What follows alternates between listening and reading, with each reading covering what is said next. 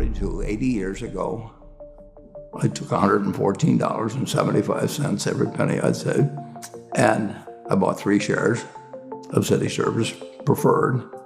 And City Service was a pretty well-known name now and then. Warren Buffett, the man with a net worth of over $100 billion, has a story to share. Here's what he did. When I was 11, I picked stocks. I had the whole wrong idea. I was interested in watching stocks, and I thought stocks were things that went up and down, and I charted them. I read books on technical analysis. I read Edwards and McGee. I think that was the classic then. Hundreds and hundreds of pages. And I read that whole thing over and over again. And I read Garfield, Drew, I read everything. And I thought the first 8 years, I thought the important thing was to predict what a stock would do and predict the stock market. And then I read Ben Graham, when I was 19 or 20. And I realized that I was doing it exactly the wrong way. But it didn't hurt that I had that background and everything. I rejiggered my mind and when I read the book, The Intelligent Investor.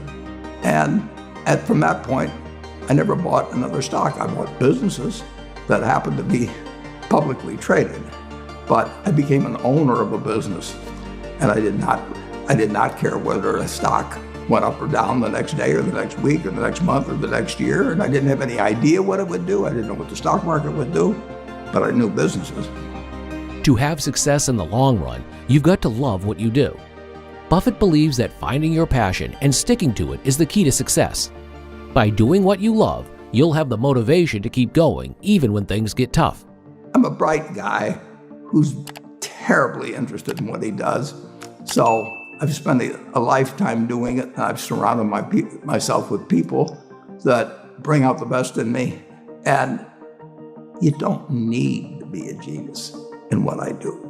That's the good thing about it. If I went into physics or a whole lot of other subjects, I'd be an also-ran. But I am in a game that you don't need. You probably need 120 points of IQ, But 170 doesn't do any better than 120. It may do worse, probably do worse, but you don't really need brains. You need the right orientation. 90% of the people, I'm pulling the figure out of the air, but 90% of the people that buy stocks don't think of them the right way. They think about something that they hope goes up next week.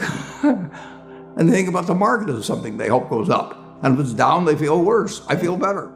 And I hope it goes down when I buy it because I'll buy more. I try to keep my competitive spirit in a game where I can win. I do know this. When I want to do something, I always want to do it big. I put my whole net worth in City Service Preferred, March 11th, 1942. I have never had less than 80% of my money in American business. You can call them stocks, but I see them as American business. Buffett's success speaks for itself. By investing in strong, stable businesses over the long term, he became one of the richest people in the world. I've owned a piece of American business for at least 80% at all times. I don't want to own anything else. I want to own a home and things my family wants and all that. But owning 5 homes doesn't mean anything to me because I'm going to be happy in one home, and there's a certain amount of things that go wrong with everything. And if I got 2 homes, I know I've got more problems and I don't have more happiness. I would have to honestly say that what makes me happiest is what I'm doing. I enjoy 2 things about it. One, I know I'll win over time. That doesn't mean I'll beat everybody else or anything like that, but I'm in a game that's very, very, very easy if you have the right lessons in your mind about what you're buying. I'm not buying stocks. I'm buying pieces of overwhelmingly American business. And I'm happy when that's when I'm doing it. I'm happy when stocks are going down. I'm happier when stocks are going down because I can buy more of them with the same amount of money. I'd be happy if I was a farmer. I'd want farmland to go down so I could buy more acreage. if I was, it just makes sense. And I'll tell you the second thing I really like. I like being trusted by people.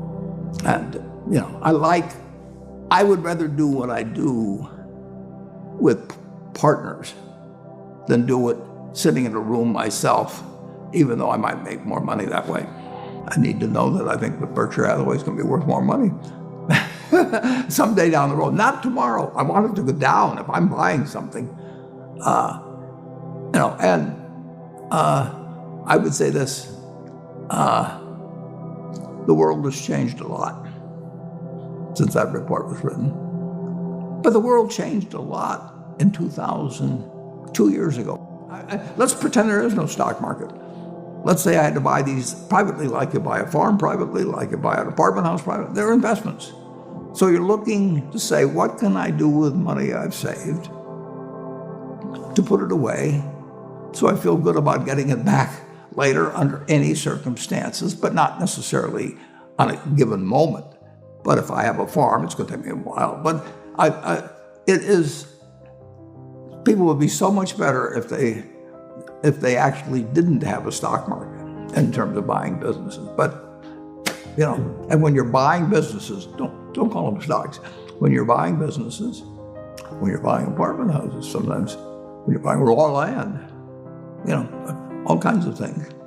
There's times when you get a chance to act and do something really intelligent. May happen once every 10 years, once every 20 years. Depends on what field you're in, where you live, what you know, all of that. But most of the important things, there's a lot of foundational work. The United States economy, and it's very easy to look at the statistics on it. I mean, more people, a greater percentage of the American population is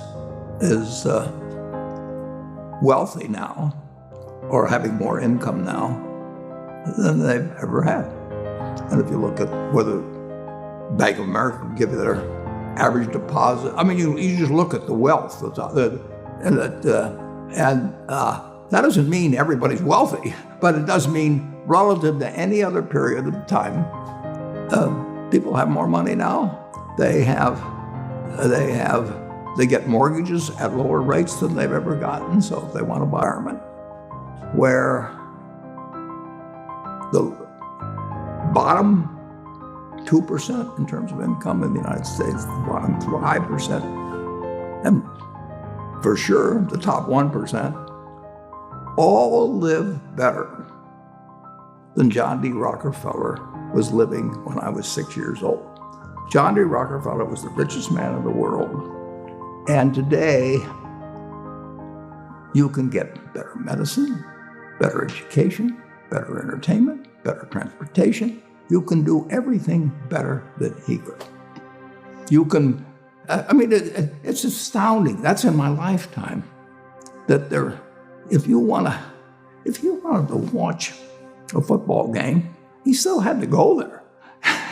and I can sit there with this big screen, and they keep showing me the replay, so that explaining to me what happened and everything. And maybe everybody doesn't have a screen as big as mine, but damn near everybody has a screen or an iPhone or a computer or access to one, and they have access.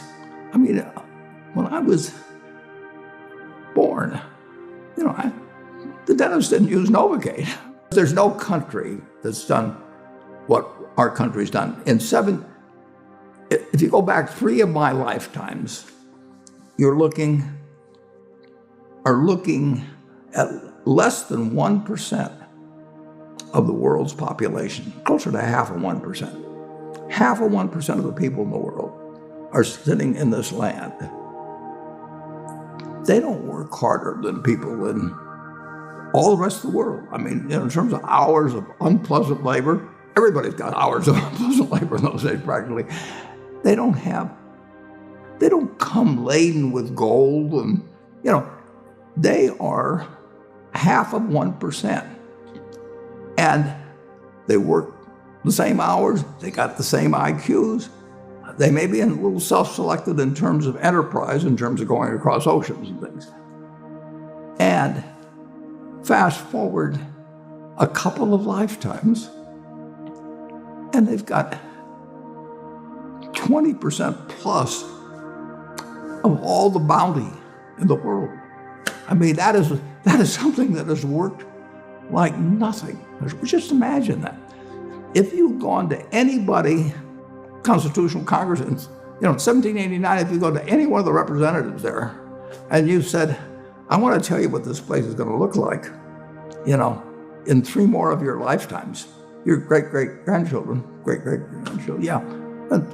going to be flying in the skies. They're going to be watching sports all over the world. They're going to be entertained. Their medicine. They'd have held you off to a lunatic society. When Thomas Edison did all the things he did, he made some money, but look what we benefit. I mean, we're using it. Yeah.